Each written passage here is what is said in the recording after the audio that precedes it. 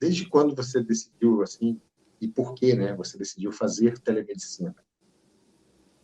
Então, eu acho que, assim, eu e grande parte dos profissionais da área de saúde tiveram a Covid como realmente um empurrão, né? Um pontapé aí para a gente realmente procurar alguma ferramenta para que não deixasse os nossos pacientes desassistidos. Então, desde ali de 2020, né, eu comecei a praticar e colocar a telemedicina no meu dia a dia. Inicialmente na saúde privada mesmo, com consultas, na maior parte agudas, e no SUS também, mas assim, no SUS um pouquinho mais devagar, mas Uhum. conseguimos. É um pouquinho mais burocrático as coisas, né, para Uhum, acontecer, né? Mas foi uma ferramenta exatamente. muito útil ali em 2020, 2021, né? Sim, E, com certeza, assim, se a gente não tivesse isso nas nossas mãos, né, com certeza o dano da Covid teria sido muito pior. uhum. E hoje você falou que está fazendo telemedicina mais no âmbito privado, né? Para Sim, uma operadora de saúde, também atendimentos particulares, teus. isso. Isso. Assim, inicialmente, né, eu tive a oportunidade de participar desse grupo de médicos para atendimento na rede privada, que foi muito importante, assim, na minha prática, porque foi o que realmente me deu uma mão, né? Então, eu Uhum. aprendi muito, eu tive muita segurança em manejar as questões, porque a gente tinha uma rede bem formada. Então, isso, assim, facilitou, né, em primeiro momento. Acho que foi bem, bem interessante e importante também. Certo. E para você implementar o uso da telemedicina na sua prática, no seu dia a dia, e isso daí, como é que foi assim? Quais desafios você enfrentou para implementar isso no teu dia a dia? Pensando assim, logo lá no início, eu acho que o ponto-chave foi um preconceito, né? Meu contra o que vinha acontecendo. Então, eu pensava, como que pode, né? Como é que a gente vai conseguir manejar esse paciente só numa chamada de vídeo ou por telefone?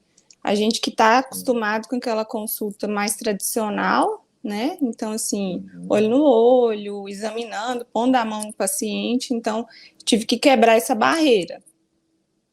Além Certo. disso, né, outros pontos, assim, a gente pensa, e a receita, como é que vai ser, como é que eu vou fazer essa assinatura, será que a farmácia vai aceitar, né, e alguns outros pontos, assim, mais burocráticos. Eu acho que foram os principais pontos, assim, que me pegaram no início, sabe? Uhum. Eu acho que essa questão, né, todo mundo, até eu também, passei por isso, né, dessa questão, como é que eu vou fazer o exame desse paciente, né?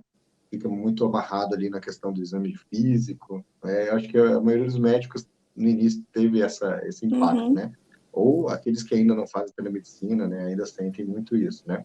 E como é que foi essa sua adaptação para fazer a teleconsulta sem o exame físico? O exame físico, acho que foi mais um desafio, né, entre tantos. Mas eu acho que assim, a prática vai trazendo realmente experiência. Então, lá no início, atendendo com esse grupo, né, privado, a gente tinha protocolo, tinha toda uma assessoria, então a gente vai aprendendo e vendo que é Uhum. possível fazer, né, não como o tradicional, pondo a mão, mas é possível, sim. Inclusive com você, né, assim, eu abri muito minha mente em relação a isso, e aí a gente vai percebendo. O paciente vem com uma lesão de pele, pede para tirar uma foto, né? Eu mostro no vídeo. Não, estou com uma dor de garganta. Então, vamos tentar olhar essa garganta, ver se tem alguma coisa. Às vezes, pedir para ele mesmo ver se tem algum linfonodo, né? Ensinar como é que faz ali a palpação. E tantos outros testes. Assim, o Minimental, por exemplo, é um teste que a gente consegue, né, aplicar na prática.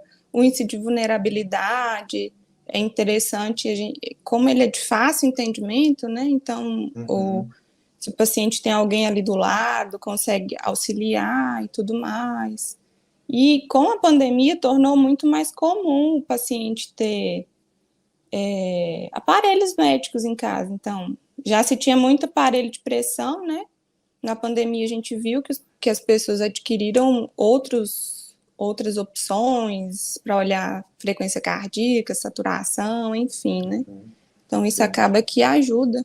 E você também tinha comentado, né, que você no início tinha medo, né, da receita, se ia aceitar na farmácia ou não. E aí, alguma vez você teve alguma dificuldade, algum paciente teve dificuldade com a receita? A maioria consegue? Como é que você sentiu isso, o feedback deles? É uma ferramenta que é muito prática e fácil, né? Então, assim, hoje em dia, a maioria das pessoas tem um celular em mãos e consegue baixar no celular e pelo próprio celular consegue ir à farmácia e resolver a situação. Nunca tive um retorno, né, de problemas nem ao enviar receita, de não receber, nem de problemas em relação a adquirir a medicação. Até então, não. E outra coisa assim, né, também de um feedback dos seus pacientes que você atende e tal, que você tem sentido, né? Tu acha que... Porque muita gente fala assim, mas você é idoso, não vai saber usar. Qual é a impressão que você tem sobre a telemedicina e as pessoas, às vezes, que são idosas? Não, eu tenho uma impressão que há uma boa aderência. Assim, né, independente da idade, a gente vê muita procura. Tanto paciente mais jovem quanto paciente mais idoso. E assim, a gente, como médico de família, a gente trabalha com todas as fases da vida, né? Então, assim, acaba que não tem essa dificuldade, não. Legal. Quando tem, assim, acho que foi muito raro, às vezes. Sempre tem um acompanhante, um filho que está ali auxiliando e costuma dar certo. Certo. Isso, como você falou, né? Nós médicos de família não fazemos a diferenciação, né, por ciclo ou faixa etária, né, ou gênero, né? A gente atende a todos, né? E olha o ser humano de forma integral, né? O todo. E como médica de família, o que você achou, né, da ferramenta telemedicina para a sua especialidade? Como é que você se sentiu assim? É uma boa ferramenta? Como é que você... Eu acho que se encaixou muito bem, muito mesmo, assim, né? A gente, assim, além de acompanhar os ciclos de vida, a gente atua muito na promoção da saúde, né? Então, é uma ferramenta que nos ajuda nesse sentido, não deixa o paciente desassistido e acaba sendo uma porta aberta, né? Para aquele paciente que quer e tem interesse. Então, acho que é uma ferramenta e tanto. Assim como tantas outras na medicina, né? Veio muito para auxiliar. Certo. Mas eu vi que muitas empresas, né, de telemedicina, seguradoras de saúde, planos, né, têm procurado médicos especialistas em medicina de família para os seus atendimentos, né, dos seus beneficiários por telemedicina. E eu achei que abriu uma oportunidade, né, um campo de trabalho para os médicos especialistas em medicina de família. Você tem essa percepção?